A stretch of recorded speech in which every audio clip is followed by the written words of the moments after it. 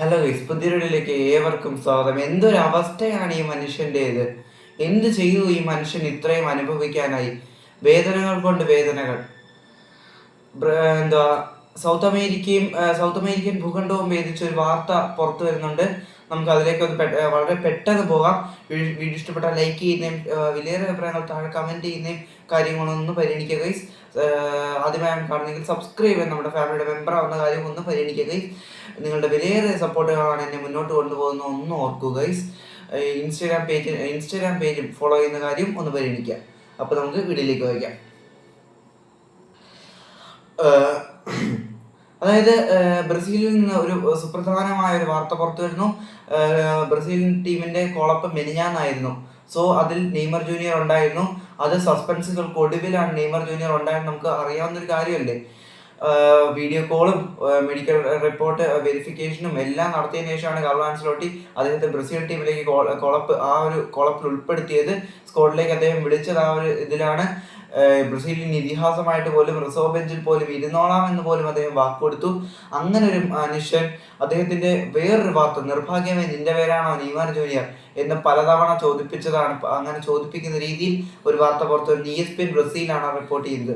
അവരുടെ റിപ്പോർട്ട് പ്രകാരം നെയ്മർ ജൂനിയറിന് നമ്മുടെ ഒരു അവസാന മത്സരം ഉണ്ടല്ലോ സാന്റോസിന്റെ, ആ ഒരു മത്സരത്തിനിടയ്ക്ക് ഒരു നോക്ക് പറ്റിയിരുന്നല്ലോ. അത് അത്ര സിമ്പിൾ അല്ലെന്നാണ് അറിയുന്നത്. 10 ദിവസമെങ്കിലും അദ്ദേഹത്തിന് അറസ്റ്റ് ആവശ്യം വരും. അതായത് ഇന്ന് മെയ് 20, മെയ് 30. അപ്പം 10 ദിവസമെങ്കിലും അദ്ദേഹം റെസ്റ്റിന്റെ ആവശ്യം വരും. സ്വെല്ലിംഗ് നല്ല രീതിയിൽ ഉണ്ടെന്നാണ് സാന്റോസ് മെഡിക്കൽ ടീം അറിയിക്കുന്നതാണ് ESPN ബ്രസീൽ റിപ്പോർട്ട് ചെയ്യുന്നത്. എന്തായാലും ഒരു ഭയങ്കര ഒരു അവസ്ഥ തന്നെയാണ് അദ്ദേഹത്തിന്റെ. എന്തൊരു അവസ്ഥയാണ്! മെയ് 30 നടക്കുന്ന പനാമയ്ക്കെതിരെയുള്ള മത്സരത്തിൽ സ്റ്റാർട്ടിങ്ങിൽ പ്രതീക്ഷിച്ച നെയ്മർ ആരാധകർക്ക് നിരാശ, ലോക ഫുട്ബോളിന് നിരാശ എന്ന് തന്നെ പറയണം.